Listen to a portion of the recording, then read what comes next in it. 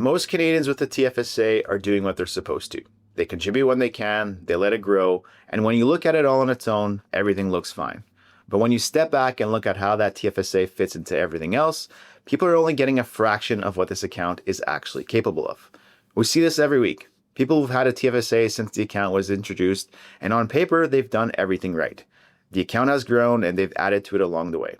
But when you actually look inside it, so how much room has been used, what's it invested in, and how it connects to the rest of their plan, the gap between what they have and what they could have is often one of the most expensive gaps in their entire financial life. And there's a reason that gap shows up. Because for most people, the TFSA is treated like a side account, a place for extra cash, a place to be a little bit more conservative, something that sits off to the side of the real plan. In reality, it's the opposite. It's the only account in your entire financial life that is completely invisible to the tax system. So there's no tax on your growth, no tax on your withdrawals, and no impact on your income. And once you start looking at it that way, everything about how you use it changes. We help Canadians build retirement plans around this kind of coordination. If you want us to look at how your TFSA fits into your bigger picture, there's a link in the description. Now let's walk through what actually changes. The first thing that changes is how seriously you treat the account. Because at some point, leaving contribution room sitting unused starts to feel less like a small oversight and more like a real measurable cost. We'll often sit down with people in their late 50s or early 60s who had high incomes, were good savers, and didn't make any obvious mistakes. And when you walk back through the last 10 or 15 years, the pattern usually starts to make sense. In their 40s and 50s, they were making good money, but there were always other competing priorities. So things like maxing out their RSPs for the tax deduction, paying down the mortgage a little faster, or helping with kids' activities, tuition, and all the things that come with that stage of life. And the TFSA was there, but it was never really the focus. It was more of an account where, we'll put something in later when there's extra. And then later shows up, they're in their 60s, and that's when they notice it. The account isn't empty, there's money in it, but it's not where it could be. And when we pull it up, there's usually 30,000, 50,000, sometimes more of unused rooms sitting there. Not because they couldn't afford it, it just never quite made it to the top of the list. And this is where the numbers start to land a bit differently. Let's say over that period, there was $40,000 of room that didn't get used.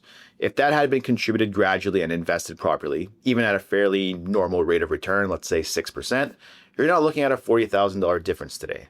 You're looking at something closer to $80,000 or $90,000, completely tax-free. And the part that catches people off guard is that there was no moment where this felt like a mistake. The contribution room was just built up quietly in the background, while everything else felt like it was moving in the right direction.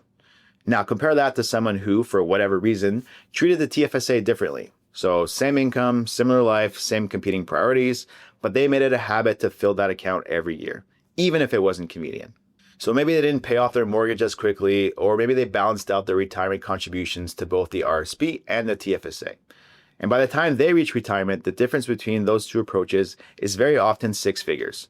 Not because one person took more risk, not because one person earned more, just because one treated the TFSA as part of the plan, and the other treated it as something they'd get to later. And that's usually the shift. It's not about suddenly finding extra money. It's just that the TFSA moves from, if there's anything left, we'll put it here, to this gets filled every year on purpose.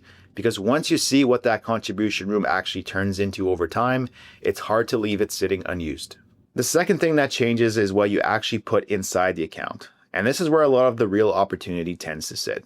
Because when we first look at a TFSA with a new client, it's usually not empty, so it's not completely being ignored. But it's very often sitting in something like a high interest savings account or something fairly conservative. And there are usually a couple of reasons for that. The first one is simple. It's called a tax-free savings account. So for a lot of people, it ends up getting treated like a savings account. It just feels like the place in the plan where you should hold your conservative investments, even though it can hold the same types of investments as an RSP or non-registered account. And the second reason is a bit more intentional. It feels safe to keep the TFSA conservative. There's this idea that if something comes up, we'll have this pool of money we can access tax-free. And that makes sense. Having flexibility matters. But this is where the trade-off starts to show up. Because if you step back and look at all of the accounts in a typical plan, so RSP, non-registered account, maybe even a corporate account, the TFSA is the only one where the CRA never participates. There's no tax on the growth, no tax when it comes out, and no impact on your income. So when you put your lowest return asset inside that account, you're essentially using your most valuable tax shelter to protect your least valuable growth. And that's where the opportunity cost starts to build up. Let's put some numbers to it. If you have $100,000 sitting in a TFSA earning 2% in a savings account, that might grow to around $122,000 over 10 years, all tax-free. But if that same $100,000 was invested in a diversified portfolio earning 6%, well, now you're closer to $180,000, again, completely tax-free. That gap of $50,000 to $60,000 isn't coming from taking excessive risk, it's just coming from using the account differently. And the other side of this is where the safe assets go. Because if you move that savings account into a non-registered account, yes, you're going to have to pay some tax on the interest that you make, but that may be a very small price to pay compared to giving up tens of thousands of dollars of tax-free growth inside the TFSA. And you might not even need to rely on the TFSA for emergencies in the first place. A coordinated plan can give you other places to draw from if something does come up. Whether that's a non-registered account, maybe you'll have some cash reserves, or even something like a line of credit that just sits in the background and only gets used if it's needed. So the TFSA doesn't have to carry that role. And that's usually the shift. Instead of thinking, well, what should I put in my TFSA? It becomes which assets benefit the most from being completely invisible to tax, and do those belong here? And for most people, that answer ends up being their higher growth investments. Not because the TFSA is where you take more risk, but because it's where the growth, if it happens, is never shared. The third thing that changes is how you actually use the account in retirement. Because most people think about the TFSA as something you build, but what tends to get missed is how it fits into the withdrawal side of things. And that's where things get a bit more dynamic. When we're building out a retirement plan, a big part of the focus is on managing how income shows up every year. A common approach is to draw from registered accounts and then use non-registered assets to supplement that with the goal of staying in a reasonable tax bracket and keeping income below things like the OAS clawback line. And in a stable, predictable year, that can work quite well. But retirement rarely moves in a straight line. There are years where spending is higher than expected. There are years where a position gets sold in a non-registered account and triggers a large capital gain. And now you're in a situation where pulling more from your RIF or non-registered account starts to push income higher than you'd like, maybe even into OAS clawback territory. This is where the TFSA becomes very useful because it gives you a way to fill that gap without adding to your income. So if you need $10,000, $15,000, or $20,000 in a given year and you take that from the TFSA, it doesn't show up anywhere. There's no taxes and no concerns with the OAS clawback. So instead of stacking more income in a year where your income's already high, you can use the TFSA to smooth things out. And the other benefit here is what happens next, because the following year, that withdrawal creates new contribution room. So if your income drops back down, you can use your non-registered assets to top the TFSA back up again, potentially even at a lower tax cost than if you had just forced all that income through the higher income year. So the TFSA starts to act less like an account you simply used last and more like a buffer, something you can draw on in higher income years and refill in lower income years to keep things balanced over time. And over a 20 or 25-year retirement, those adjustments start to matter. Because now you're not just following a fixed withdrawal order, you're actually shaping how your income shows up year by year. And that's where the TFSA becomes more than just a tax-free account. It becomes a tool that gives you flexibility when the plan doesn't go exactly as expected. And this is where it all starts to come together. Because when you adjust how you contribute, what you put inside the account, and how you use it year by year, the retirement that shows up on the other side tends to look meaningfully different. On paper, two people can arrive at retirement in a very similar position. So similar portfolios, similar total savings, and a similar mix of RSPs, TFSAs, and non-registered accounts. But when you actually look at how those plans function over time, they can feel very different. We'll sometimes see someone who treated the TFSA more as an add-on over the years. So there's money in it, maybe it's been invested, but a bit more conservatively. Contribution room wasn't always fully used, and in retirement, it sits in the background. They draw from their RIF, they draw from their non-registered accounts, and when something comes up, they dip into their TFSA. It works, but there tends to be more friction.